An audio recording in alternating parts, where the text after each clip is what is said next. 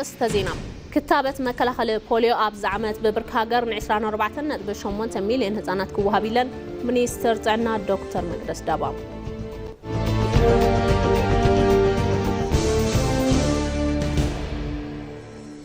هاجر وزته أب زمانات حرق زيت راح زركاب عدل سلازخوانا نعوت النتوب زيافلا لكن رابع ربي جبا قبل بيت مخرته وكلت هزب قليتهم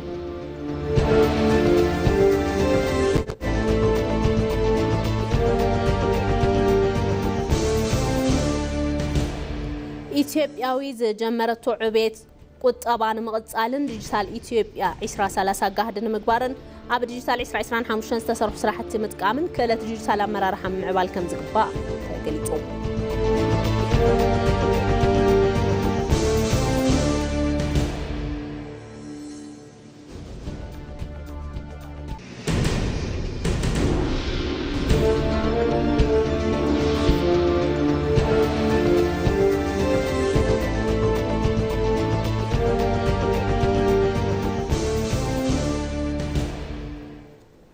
سلام دعنا هبليكم يتمسيو زخبركم تملكتنا على تومات زينا كاب ساعة جميرو نابهم كبلي مات زينا نمرحبو نادريت بريو حبيركم كتنهي فلما حاصرت زيناتات هاجر وزته اب زبنات حدق زيت راح زركب عدل سلازخونه نعوتنته بزيافله لكن رباربي يقبا قبل بيت مهرتو وكلت حزب قليطوم كومشن هاجر وزته إثيوبيا غبا هاجر وزته مجمار زخلوم دلاونا زازما خمز ركب اب بيت مهرتو وكلت حزب استغبر زته تقليطوم ابت زته كلل تግራይ حاوسو حد استرفو سرحتي قلطيفو بمزام غبا هاجر وزته بحطي روان مجمار بزكاللوم غدا سفيح زته تغيروم اب كلل تግራይ ናብ زته متاو زخلو سرحت تقدمه مدلاو بستودبه ملكو مسلاطوم ጊዜው መምሕዳር ተخلልን ካልኦት መዳርክቲ አካላትን ዘሳትፉ ዝተፈላለዩ መድረኻት ቅድመ መአከብ ዛዕባ ምክያዶምን ካብቶም መድረኻት ውን ጠቀምቲ እታወታት ከም ተረኸቡን ተሐቢሮም ኣብቲ خلል ዛዕባ መአከብን ተሳተፍቲ ጉባኤ ሃገራዊ ዘተ ብምምራጽን እቲ ዘተ ሙሉእ ንምግባር ነባራዊ ሁነታት እቲ خلል ኣብ ግምት ዘተወስልቲ ብምጥቃም እቶም ዝተረፉ ስራሕቲ ምዛም ንኽካል ምስ ኮሚሽን ሃገራዊ ዘተ اب مردا خمس تبصحون تطرحيهم ስለዝኾነ ድማ መላእ ህዝቢ ትግራይ ኣብቲ خلል ዝንቀሳቀሱ ውድባት ፖለቲካ ምሁራን ትካላት ሲቪል ማሕበረሰብን መዳርክቲ አካላትን እቲ ኮሚሽን ኣብ ክልል ትግራይ ንዘሳልጦ ስራሕ መእካብ ዛዕባ ምምራጽ ተሳተፍቲ ጉባኤን እጃሞም ንህዋጹ እቲ ቤት ምኽሪ መልእኽቶም ሓላሊፎም ጉባኤ ሃገራዊ ዘተ ታሪኻዊ ካብ ሓደ ወለዶ ዝተሳገረ ካብ ሓደ ወድብን ካብ ሓደ ስርዓትን ሓፍ ዝበለ ኣብ ዘበናት ሓደ ግዜ ጥራሕ ዝርከብ ዕድልን ወሳነ ምዕራፍን ምዃኑ ብምግላጽ መላእ ኢትዮጵያን ንዕውትነት ሃገራዊ ዘተ ብዘያፈላላይ ንኽረባረቡ ገሊጹ እዮም እቲ በር ሰላም ለሙን ክፉት ከም ዝኾነ ብምሕባር ዝኾነ ሕቶ ፖለቲካ ለንዝብል ኣካልን ኣብ ዝተፈላለዩ ከባቢታት ኣብ ውሽጢ ጎንፂ ዝርከቡ ዕጡቃት ሓይልታትን ሕቶም ብሰላማዊ መንገዲ ዛዕባኦም ነቲ ኮሚሽን ንከቕርቡ ደጊሙ ፃውዒት ኣቕሪቦም ፀንሐ ድሑር ባህሊ ፖለቲካና ካብ መሰረቱ ንምቕያር ዝተጀመረ ጻዕሪ ተጠናኺሩን ክቕፅልን እቲ ጉባኤ ሃገራዊ ዘተ ብዓወትን ክዛዘምን ኩሉ እወንታዊ እጃምን ክዋፃ ፃውዒት ብምትሕላፍ እቲ ቤት ምኽሪ ዘትኡዛዚሙ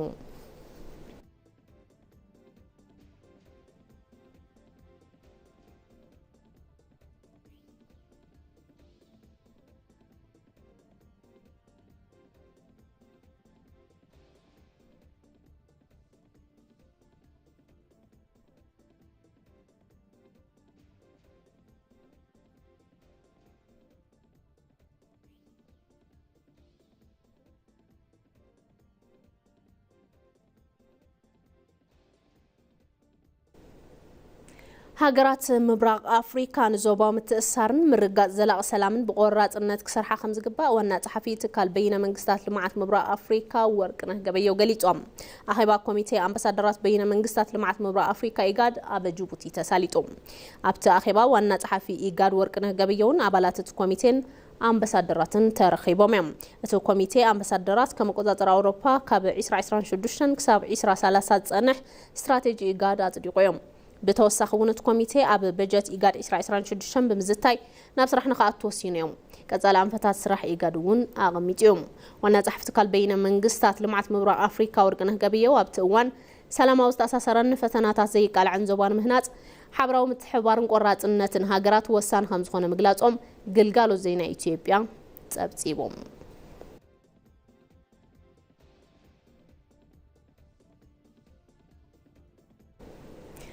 كتابة مكلخل بوليو أبز عمت ببركة قرن 24.8 مليون هزانات كوهابيلان منيستر تعنا دكتور مقدس دابا إتم منيستر هاجر أوستوادة دوفر كتابة مكلخل بوليو لومي أب كل السيداما كتم هواسا جميران بوليو حزوني عالم فتنا بمخان كم زغت ألب بمقلات ناي هزانات ناي قتال عدل نموتسال بوليو متفاق قد نيلان سلازخنا كتابة مكلخل بوليو أبز عمت ببركة قرن 24.8 مليون هزانات كوهاوي خبلا قليتن عدلينا وتتات ناب كلات كم استقعازون تزاربا تخطابت بستفلاليا كلات يوهاب اللهم بوفري غزان غزاز وهاب زلو تخطابت كاب 3 حساب 6 حساس كل تشن 10 شومتن عام تمرت كم تصنح دما تغليصيوم بمسرت زي اب كل الاورميا امحارا دبوب اثيوبيا حررن بنشانغول غومزن يوهاب اللهم اتكتابت ابتن تغلص خللات اب زلوا معسكرات تكالات عنا ابيات تمرتن غزان كم زوهاب تغليصيوم وفر خطابت مكلخل بوليو عوت نكون كلهم مدارك تاكلات ربرب نخغبرون صاوعيت قريبو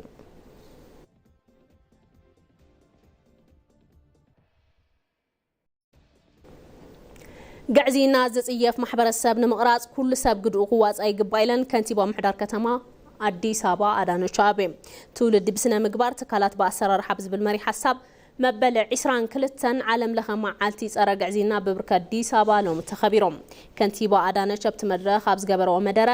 አብ ዘሐለፉና ይለውጥ ዓማውቲ ብሔራዊ አጀንዳ በምግባር ዘቀጻጸልነው ቃል صرا غعزينا ቅድም ሕዚዝ ነበረ ሕማቅ መንግስታው ዝተወደበ ስርቅ ምትራፍ አኺሉ ይለን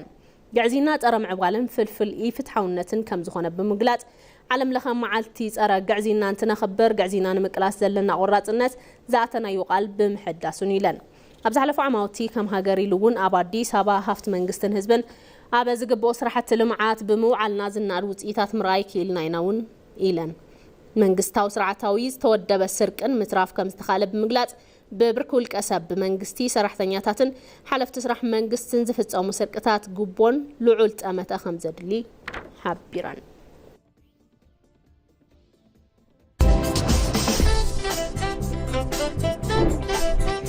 በህብረ ብሔራዊነታችን ኮርተን ባንድነታችን የምንዋብነን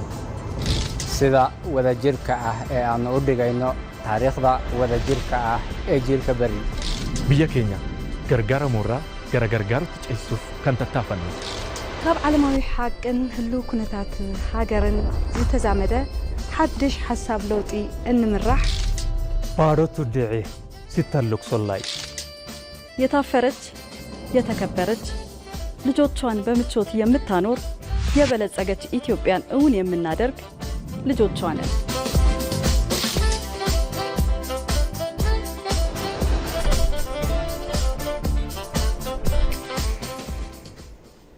ማድ ዜና አخማ በመከታተል ተርከቡ በዝርዝር ናብሬም ጉዳያት ክንሐልፍ ማድ ናብ ቁጠባ ሀገር ዝሉ እጃም ምዕባይ ተሰርሑ ስራሕታት ውጽኢት ተምጹም ህላውም ተገሊጾም ነዚ ከመራያውን ኢትዮጵያ በዝሐለፈ ዓመት ጥራሕ 3 ቢልዮን ሰደድ ምግባራት ሓቢሮም ንጸብጻብ አቤል ሙልጌታ ወልብርሃን ግርማይ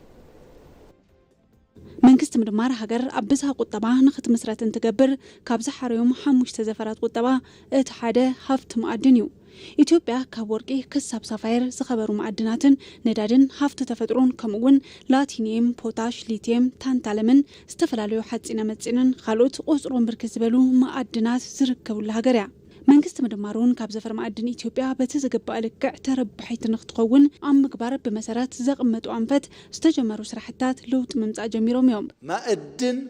የዜጎች ሀብት ነው የሚያስተዳድረው ግን መንግስት ነው ለምን ማዕድን ዩኒቨርሲቲ ማዕድን ሀብት ዜጋታት እዩ ዘመሓድሮ ግና መንግስቲ እዩ ንምንታይ ማዕድን ውስን ስለዝኾነ ሀብት ዜጋታት እዩ ዘመሓድሮ መንግስቲ እዩ ዘነቃቅሖ ግና ንኹለ መዳይ ቁጠባ እዩ አሎ ግና እኹለ ይኮናን ነዚ በአግባቡ ንምጥቃም ዝተማለ ትልሚ የድሌና እዩ ሀብት ማዕድን ኣብ ኢትዮጵያ ተማልውን ጸንሐን ትኾን ግቡእ ጠመተ ብዘይምርካቡን አሰራርሐው ድሑር በመንባሩን በምክንያት ኮንትሮባንድ እቲ ተጽቢት ዝግበር ረብሓ እንታይ ተረኸበ ጸንሒዩ ድሕረ ለውጢ ብዝተሰርሑ ስራሕታት ግና ኣዝዮም ዘደንቁ ውጽኢታት እናተመዝገቡ ከም ዘለው ተገሊጹ እዩ ለምሳሌ ወርቅ እንውሰድ ወርቅ በ2012 ኢትዮጵያ ኤክስፖርት ያደረገችው 28 ሚሊዮን ዶላር 28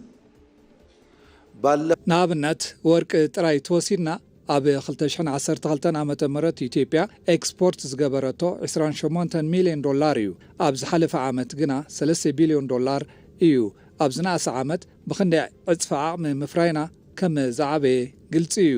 ጋዝ፣ ድኹዒ፣ ሓፂን እንትነውፅእ ድማ ልዕሊ እዚ ከዓቢ እዩ። ፋብሪካ መስትያት ድኹዒ ምፍራይ እንተኽኢላ ንመጓዓዝያ ነዳዲ መውፃእ እንተኽኢላ ኢትዮጵያ ጎይታ ኮይና ማለት እዩ። ዘፈር ማዕድን ሕዚ እውን ኢትዮጵያ ካብ ድኽነት ትወፀሉ መረጋገፂ ብልጽግና ኮይኑ ኣብ ዝሓለፈ ዓመት እውን 3 ቢልዮን ዶላር ኣታዊ ከም ዝተረኸበ ተገሊጹ። ማዕድን በትክክል የሀገሪቱን ኢኮኖሚ ዋና ጀርባ አጥንት መሆን ጀምሯል። ጅማሮ ነው፣ ጅምር ጥረት ነው ያለን እንጂ ማዕድን አንድ ሕቆ ቁጠባ ሃገር እናኾነ እዩ ዘሎ። ኣብ ጅማሮ ኢና ዘለና። ብዝለዓለ ጻዕሪ ክንሰርሕ ኢና ድሌት እውን ኣሎ ኣብ ኢንቨስተራት። ስለዚ ብሓባር ተሓባቢርና ብምስራሕ ኢትዮጵያ ካብ ድኽነት ምውፃእ ክንሰርሕ ኢና። ብፍላይ እውን ቅድሚ ለውጢ ዘፈር ማዕድን ዝምራሐሉ መንገዲ ጎንፅን ብልሹ ኣሰራርሓ ዝረኣየሉ እንትኾን ካብ ሃፍቲ ንላዕሊ ስግኣት ዝሕይለሉ ምንባር እውን ይዝከር። ኢትዮጵያ ዘጀመረቶ ዕቤት ቁጠባን መቕጻልን ዲጂታል ኢትዮጵያ 2030 ጋህድን ምግባርን ኣብ ዲጂታል 2025 ተሰርሑ ስራሕቲ ምጥቃምን ክእለት ዲጂታል ኣመራርሓ ምዕባል ከም ዝግባእ ተገሊጾም። ኢትዮጵያ እውን ዲጂታል ኢኮኖሚ ቀሪፃን ኣጽዲቃን ናብ ስራሕ ኣትያ። ንጸብጻብ ሰናይት ብርሃነ ደሃብ ያሲን ስግግር ዲጂታል ኣብ ኢትዮጵያ በአካል ካብ ዝግበሩ ርክባት ወፂኡ ዲጂታል ኣሰራርሓታት ብምትግባር ናብ ዲጂታል ቁጠባ ንምብጻሕ ዝግበር ጻዕሪ እዩ። ኢትዮጵያ እውን ስትራቴጂ ዲጂታል ኢትዮጵያ ቀሪፃን ኣጽዲቃን ናብ ስራሕ ኣትያ እያ። ካብዚ ሓሊፉ እውን ዲጂታል ኢትዮጵያ 2025 ጋህዲ ብምግባር ዲጂታል 2030 ጀሚራ እያ። ዝተጀመሩ ዲጂታል 2030 ጋህዲ ንምግባር ድማ ክህሎት ዲጂታል እቲ ኣመራርሓ ምዕባይ ይግባእ ተባሂሉ አመራሩ መደገፍ አመራሩ ግሎባል ኖሌጅ እንዲኖረው በተለይ አመራርሓ ምድጋፍ እቲ አመራርሓ ዓለም ለኻው ረዲት ክህልዎ ይግባእ። ኣብዚ ሕዚ እዋን ዕቤት ከተማታት ዲጂታል ኣብ ሓንቲ ሃገር ጥራሕ ዝተኣከበ ኣይኮነን። ኣብ ሓንቲ ሃገር ዝግበር ልምዓት ዲጂታል ኣብ ካልእ ሃገር ጽዕንቶ ይፈጥር እዩ። ዓለም ለኻው ትሕዝቶ እናሓዘ ስለ ዝመፀ ነዚ እውን ግሎባል ዝኾነ ረዲት ዘለዎ ተሓሳስባ የድሊ። ኣብ ዝሓለፉ 5 ዓመታት ዲጂታል ኢትዮጵያ ይትግበር ነይሩ። በዚ እውን ልዑል ለውጢ ኣብ ሃገርና ተራእዩ እዩ። ኣብ ቀጻሊ እውን ነዚ ለውጢ ንምቕጻል ግሎባል ኣመራርሓ ተረዲኻ ዝትግበር ናይ ለውጢ ኣመራርሓ የድሊ እዩ። ዓቕምን ኣጠቓቕማን ዲጂታል ቴክኖሎጂ ብዝድለይ ብርኪ ብምዕባይ ኩለ መዳያዊ ዕቤት ንሃገር ንምብርካት ዩኒቨርሲታት እጃሞም ዝለዓለ እዩ። ዲጂታል ኢትዮጵያ ነው ለማድረግ ዲጂታል ኢትዮጵያ ጋህድን ምግባር ዘድልዩ ነገራት እቲ ሓደ ኣመራርሓ እዩ። ንሕና ከም አዲስ አበባ ሳይንስን ቴክኖሎጂን እንሰርሖ ስራሕ ዩኒቨርሲቲ ንኢንዱስትሪ ዝብል መቶ ኢና ንጥቀም። ኣብ ኢንዱስትሪ ውሽጢ ዘለዎ ኣመራርሓታት ብቕዓት ምግባር ኣብ ዝተፈላለዩ ዓውድታት ትምህርቲ ዘለው ናብ ኢንዱስትሪ ከይዶም ግልጋሎት ክህቡ ብምግባር እናስርሐና ንርከብ። ብዙሓት ሰባት እውን እናሰልጠና ንርከብ። ብተወሳኺ እውን ኣመራርሓታት ብሓባር ብምምጻእ ናይ ሓባር ጸገማት ብኸመይ ብሓባር ከም እንፈትሕ ኣብ ትካሎም ዝገጥሞም ጸገም እውን ብተምሃሮና ብስሩዕ ብድህረ ምረቃ ተሳትፎ ጽንዓት ተወሲዱ ንመርሐሉን ነስተኻኽለሉን ኩነታት ናተፈጠረ እዩ። ኢትዮጵያ ዲጂታል 2025 ጋህዲ ምግባር ንዲጂታል ኢኮኖሚ መሰረት ዝኾኑ መሰረተ ልምዓት ኣማሊኣ እያ። ብምዃኑ እውን ኣብዚ ሕዚ እዋን ተኣመራርሓ ኩነታት ውሽጢ ዓድን ዓለምን ተረዲኡ ክሰርሕ ይግባእ። አሁን ቀጣዩ ስራ የሚሆነው ሕዚ ቀጻሊ ስራሕ ዝኸውን ኣብዚ ዝተሃነፀ መሰረት ዝበለፀ ንህዝብና ተረባሕቲ ዝገብሩ ሃገርና ኣብ ዓለም ተናሓናሒት ንኽትኮን ናይ ምግባር ስራሕቲ ክስርሑ ኣለዎም። ኣብዚ ውሽጢ እቲ ኣመራርሓ ፈላማይ ስርሑ ዝኸውን ምፍላጥ እዩ። ስትራቴጂና እንታይ እዩ ኢሉ ምግንዛብ ኣለዎ። ብተወሳኺ ዘለዎ ዕድላት ክግንዘብ ይግባእ። ቅድሚ ሕዚ ስራሕቲ ናብ ቴክኖሎጂ ንኽቕየር ብዙሕ ነገር ኣይነበረን። ሕዚ ንዝኾነ ግልጋሎት ኤሌክትሪክ ኣብ ኢትዮጵያ መሰረታዊ ስርዓት ተዘርጊሑ እዩ። ብምዃኑ ነዚ ዕድል ብጥንቃቐ ፈሊጡ ናብ ተግባር ዝኣቱ ኣመራርሓ የድልየና። ብዘይ ዲጂታል ልምዓት ኣይወዋፅእን። ዲጂታል ኣብዚ ሕዚ እዋን እቲ ናይ መወዳእታ ብርኪ እዩ። እዚ እንትኸውን ኢትዮጵያ ብዲጂታል ቴክኖሎጂ ክትዓወቶ ዝሓሰበቶ ምዕባለ ጋህዲ ምግባር ይከኣል። ስራ መሪውን ነው የሚመስለው።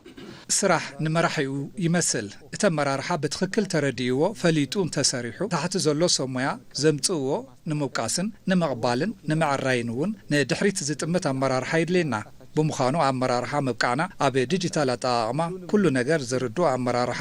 ኣብ ዝህልወሉ ግዜ ዝተሳለጠ ትራንስፎርሜሽን ዲጂታል ይህልወና። እዚ እውን ካብ ቀዳማይ ሚኒስተር ዝወሃብ ኣመራርሓ እዩ። መብዛሕትና ንኽተል ኣብ ኢንዱስትሪ ዘለው ሰባት ምብቃዕ ኣመራርሓታት ምብቃዕ በቐሊሉ ንኽርድኡን ንጸገም ፍታሕ ንኸምፁ ስለ ዝሕግዝ ዓብዪ ረብሓ ኣለዎ ዝብል እምነት ኣለኒ ኣብዚ ሕዚ ዘለናሉ ነበራዊ ኩነታት ብዘይ ዲጂታል ቴክኖሎጂ ልምዓት ምርግጋጽ ተረባሕነት ዜጋታት ምሕላው ኢሉ እውን ምስ ዓለም ማዕረ ምስጓም ይከኣልን ብምዃኑ እውን ኢትዮጵያ ዝጀመረቶ ዕብየት ኢኮኖሚ ንምስላጥን ዲጂታል ኢትዮጵያ 2030 ጋህድን ንምግባር ኣብ ዲጂታል 2025 ዝተሰርሑ ስራሕቲ ዲጂታል መሰረተ ልምዓት ብዝግባእ ምጥቃምን ክህሎት ዲጂታል እታ ኣመራርሓ ምዕባይ ከም ዝግባእ ይግለጽ حرستوت هررجي فلفل أطاويهم جرام زجلجلو تخلجات كاب حمام نمكلخال زنتصقو مدحانيت نخلوت عناوت أجمعات الساتح بمتنحو نز مدحانيستك كاب تقل عن ناس قدام وحمامات ناس عزوهنا مدحانيت كم زرخبة يونيفرسيتي هارمويا أفليتو مرها سلام مرسام حد أب إيد حرستاي زركبا جراوتي مس مزلاقن وحسنان محبرسب قدو زيتتكا زخون مقبي تبص حنتو وحس كخون مقبر منقستو صعرتات سفيح مسرت كحزو دات تقبره يركب مس وحسنا مقبي معرب معره انتس بسدد انتس نمعقاب تعنو مزقبر قدامو وصوق صعري أب عداقا وشتعدي ندليت تبص حب مقبر دلدل قطبا هاقر نمهنات سراحتتات تلوم بزخون التقبابرا يسالتو مهلاو يفلت حرستاي مبراقو كفال هاجرنا مكاود نابرو غيرو سرعو تخليجات كاب استفلاليو حمامات نمكلغال برقحي عالم لخه اتقاقما مدحانيت زتخلخلو مدحانيتات يتقم كمزلون ازي اتقاقما نبوزحات ناب طعناو صقام يتحل بمهلاو نتي تخل نمحكام زربح مدحانيت يونيفرسيتي حرميا رخيبو نمحبرسب نمعدل اب مدلاو كمزركب تمرامرن ممهرن يونيفرسيتي حرميا فؤاد عبد السلام يقلصو طنات ጨርሰን መጽናዕትታት ዛዚምና እቲ ኬሚካል በቀረባ ናብ ዕዳጋ ከኣትዩም እዚ ከይዲ ጥዕና እቶም ሓረስቶት በቀንዱ ንተጠቀምቲ ብዛ ህይወት እቲ ከባቢ ውሕስ ብምግባር መዳይ ነዚ ኣበርክቶ ባይታ ኣትሕዝናለን مبرق إثيوبيا بوزح تدرق بوتاتات زحزب مخانو نقرب صوري ستم أيخون نأتاوت حرشا مايزو مسارتو مصنعتات خالي عمام يونيفرسيتي هارميا مخانو زقلصو دايركتوريت تساتفو محبر سبن تأسسر إندسترين كمال قاسم 203 مصنعات استقبروا لهم أزرقتي أبجت عمت خلتشان 16 كم استعدلون أب زفصمنا يو خلتشان 17 عام تمرت أوان حرشا غرامات تخلف رامرن أزرقتن زحزه 100 مصنعات وسرحتات نحرستوت كبوص حكم استقبره يقلصو يزندرو متن بتمساسل أبتي زفصمنا يعمتون بتمساسالي لعل حدم إيتي عليتات أزرقتن فرامرن تسناديو أب أوان حرشا كرامات تبصحي غيرنا إنام أبز فتصمنا يو عمت درك إذا تصورن تقلتفو زبتصحن قلت عليتات أوتشولون حويسو بحافشة 10 عليت 5 عدلن أب معباي التوت مفريت كالاتن معقاب تعنا محبر سب ربح زلوو فرا أوتشولوني كاب وطأ هاجر بممزأ مسخونتات خباب التلاميدو نربحا كوعل سرحت كم استسرح الزحبرو مكتل بريزيدانتن على فزفر لمعتن مرمرن يونيفرسيتي هاروما دكتور عبدي محمد يوم هاي أوليك بينات فارايتي متبال كنيو مكسيكو يونيفرسيتي أمريكا أمتتن لعلمة أنزيتي زحزلة أماراتي فرع أتشولوني كاب يونيفرسيتي نيو مكسيكو أمريكا أمتينا مسناي وشت عدي كونتات كلامد اندا قبرنا إنا نركب إزي دحري كلت عامتات علاوي النقبر إزخون إزي متقبر انت تقايلو أب فرامرة أتشولوني نتبي مقاجرو إزخون إزي لعلمة أنزيتي كبات كبزقل فرع أتشولوني نمجمرت أوان كوينو زمزقابي زخون أوتشولوني قند زعبو غيرو مربرات كسالت لعلواي تأمات خوينو كسرح بمنقست الوقصتو هابو يونيفرسيتي هارومايا مخانو يفلت زين عرفتي مسراتن أبالن تقراي ديمقراساوي بارتي تديبا تقادلاي مكونن زللو كابز علم دخام بموت تفليوم نموت تقادلاي مكونن زللو تأميتو تقراي ديمقراساوي بارتي زوت أو مقلز حزنلو سيم خاربيو ما انت فتحن رتعن موالوم استغالو ستقادلاي مكونن زللو كابز عالم بمسواتي تفليم اللو تقادلاي مكونن زللو أوان سنتهم نفتحن رتعن نمكلاس بشحنت شعات ميتن سانشمونتن عامة مرت ناب عدكاو عالس زباويا نحرنا تقراي بمتنبار كساب شحنت شعات ميتن سوعان شعاتن عامة مرت أفتي تنكرن فتان كالسي عزز قدا 5 نبروم ناي كالس محازتهم يمسكرو يخون انبار اتي بشم حزب استولع حرنته قالسي ዕላማው ስሒቱ ናይ ውልቀ ሰባት ናይ ስልጣን ጎደና እዩ ፀርግ ዘሎ ዝብል ጽኑዕ መርገጺ ብመሓዞም ካብቲ ንኣስታት 9 ዓመታት ዝተቃለሱሉ ህዝባዊ ወያነ ሓርነት ትግራይ ተደፊኦም ክወፁ ተገዲዶም እዮም። ድሕሪ 1977 ዓመተ ምህረት ተቃላሳይ መኮነን ዘለለው ምስ ካልኦት ናይ መትከል ተቃለስቲ መሓዝቶም ናብ ሃገረ ሱዳን ክስደዱ ተገደዱ። ተቃላሳይ መኮነን ዘለለው ድሕሪ ዝተወሰነ ዓመታት ናይ ሱዳን ስደት ናብ ሃገረ አሜሪካ ብምኻድ ብ1987 ዓመተ ምህረት ድማ ነቲ ብውሕዳት ዝተጨወየ ህዝባዊ ቃልሲ ንምቅላዕ ምስቶም ካልኦት መሓዝቶም ብምዃን ዲሞክራሲያዊ ምትሕብባር ትግራይ ዝብል ፈላማይ ዲሞክራሲያዊ ፖለቲካዊ ውድብ ትግራይ ብምጥያሽ እቲ ኣብ ዕድመ ንእስነቶም ዝጀመርዎ ቃልሲ ፍትሕን ርትዕን ቀፂሎሙሉ እዮም። ዋላ እኳ ህዝባዊ ቃልስን ናብራ ስደትን ኣጣሚርካ ህይወት ምስጓን ፈታኒ ይንበር እምበር ብፈተናን ብድሆን ዘይዕገቱ ጅግና ተቃላሳይ መኮነን ዘለለው ግና ንዝሓለፉ 35 ዓመታት ናይ ባዕሉ ዲሞክራሲያዊ ዓሸራ ዘንበረ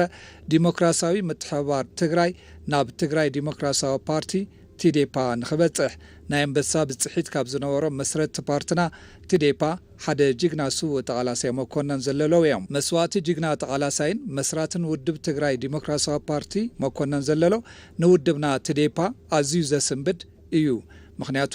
ኣብቲ ንስለ ዲሞክራሲን ፍትሕን ንዝሓለፉ 35 ዓመታት ኣብ ሰላማዊ ቃልሲ ዝጸንሐን ዘሎን ውድብ ቲዴፓ ዝነበሮም ዕዙዝ ኣበርክቶ ብቐዳምነት ዝጽራሕ ስለ ዝኾነ ቃልሲ ጅግና መኮነን ዘለለው ካብ ውልቃዊ ክብርን ረብሓን ነፃ ዝኾነ ህዝባዊ ሓሊት ዝተመልኦ ቃልሲ እዩ። እዚ ድማ ድሕሪ ውድቀት ምልካዊ ስርዓት ሕወሓት ምስ ናይ ዓዲ ውሽጢ መራኸቢ ሓፋሽ ኣብ ዝገበርዎ ብርክት ዝበሉ ቃለ ምሕትትን ሕትመትን ተኸቲሙ ዝርከብ ልሳኖም ናይ ቃልሶም ህያውነት ዘረጋግጽ እዩ። ዋላ እኳ ሃንደበታዊ መስዋዕቲ ጅግና ተቃላሳይ መኮነን ዘለለው ንውድብና ቲዴፓ ከቢድ መርዲ ይኹን እምበር ቲዴፓ ግን ሓደራን መትከልን ጅግና ተቃላሳይ መኮነን ዘለለው ከም ዘይዕብርን ኣብ ሽቱ ከም ዘብጽሕን ግን ንመላእ ህዝቢ ትግራይን መሓዙት ቃልሲ ጅግና መኮነን ዘለለው ቃሉ ጽኑዕ እዩ። ተቃላሳይ መኮነን ዘለለው ልዑል ኢትዮጵያዊ ስምዒት ዝነበሮምን ምግንጻል ዝብል ፀረ ሃገራዊ ሓድነት ኣጥቢቆም ዝኹንኑን ንስለ ሃገራዊ ሓድነት መዋዕሎም ዝተቃለሱ ጅግና ኢትዮጵያዊ እዮም ነይሮም። ጅግና መኮነን ዘለለው ናይ ሓሳብ ተቃላሳይ ጥራሕ ዘይኮኑስ ናይ ብርዒ ሰብ እውን ስለ ዝኾኑ ሕሉፍ ናይ ቃልሲ ልምዶምን ጥበቦምን ዘዝንትው ክልተ መጽሓፍቲ ነንበብቲ ኣበርኪቶም ሓሊፎም እዮም።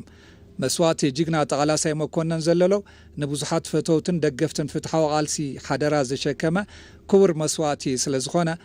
ዘላለም ናተዘከረ ዝነብር ሕላገት ነጻነት ከም ዝኾን ሎሚ ይኹን ጽባሕ እምነትና ልዑል እዩ። ውድብ ቲዴፕን ኣባላት ቲዴፕን ብመስዋዕቲ ጅግና ተቃላሳይ መኮነን ዘለለው ዝተሰምዖም ዓሚቕ ሓዘን እንትገልጹ ንመላእ ቤተሰቦምን መሓዙትን ደገፍቲ ቃልሶምን ድማ ጽንዓት ይምነዩ። ቲዴፓ ታሕሳስ 2018 ዓመተ ምህረት ኮርፖሬሽን ብሮድካስቲንግ ኢትዮጵያውን ብሕልፈት ኣይተ መኮነን ዘለለው ዝተሰምዑ ሓዘን ብምግላጽን ስድሮምን ፈተውቶምን ጽንዓት ይምነም።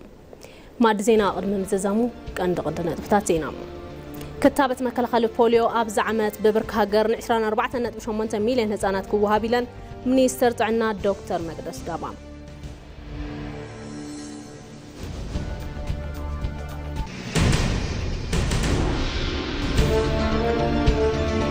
ሃገራዊ ዘተ ኣብ ዘበናት ሓደ ግዜ ጥራሕ ዝርከብ ዕድል ስለ ዝኾነ ንዕውትነቱ ግዜ ኣፈላላይ ክንረባረብ ይግባእ ክብል ቤት ምክሪ ተወከልቲ ህዝቢ ገሊጹ።